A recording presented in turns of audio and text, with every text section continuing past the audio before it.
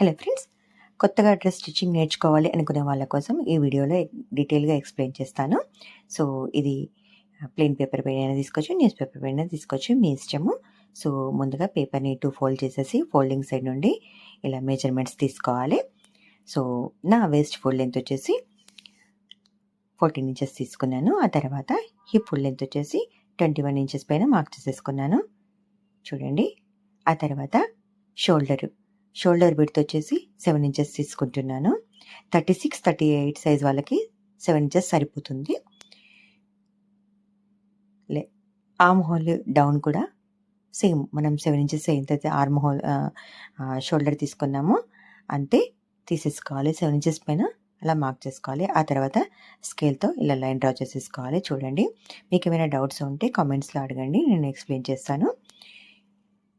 So measurement పర్ఫెక్ట్గా తీసుకోవాలి. ఇప్పుడు చెస్ట్ని 4తో డివైడ్ చేసి +2 ఇంచెస్ ఎక్స్ట్రా మార్జిన్ తీసుకుంటే నాకు 11.5 ఇంచెస్ వచ్చింది. ఆ తర్వాత వేస్ట్ని కూడా 4తో డివైడ్ చేసి +2 ఇంచెస్ ఎక్స్ట్రా మార్జిన్ తీసుకుంటే నాకు 10.5 ఇంచెస్ వచ్చింది. ఆ తర్వాత హిప్స్ని కూడా 4తో డివైడ్ చేసి ప్లస్ ఇక్కడ 1.5 ఇంచెస్ తీసుకుంటే నాకు 12 ఇంచెస్ వచ్చింది. సో 12 ఇంచెస్ పైన మార్క్ చేసుకున్నాను. ఆ తర్వాత నా డ్రెస్ ఫుల్ లెంత్ వచ్చేసి 35 ఇంచెస్ తీసుకుంటాను. నేను షార్ట్గా చేసుకుంటున్నాను ఈ డ్రెస్ని, ఈ టాప్ని. అండ్ కింద బాటమ్ విడ్త్ వచ్చేసి 12.5 ఇంచెస్ పైన మార్క్ చేసుకున్నాను. ఆ తర్వాత ఇలా లైన్ డ్రా చేసేసుకోవాలి, మొత్తం అంతా కలిపేసేసుకోవాలి. చూడండి, ఇలా అంతా హిప్స్ని వేస్ట్ని ఇలా అంతా చూడండి లైన్స్ డ్రా చేసేసుకోవాలి. నెక్ విడ్త్ 3 ఇంచెస్ తీసుకున్నాను. ఆ తర్వాత డీప్ వచ్చేసి ఇలా క్రాస్గా పట్టాలి. టేప్ని ఇలా క్రాస్గా పెట్టి 7 ఇంచెస్ పైన మార్క్ చేసుకున్నాను.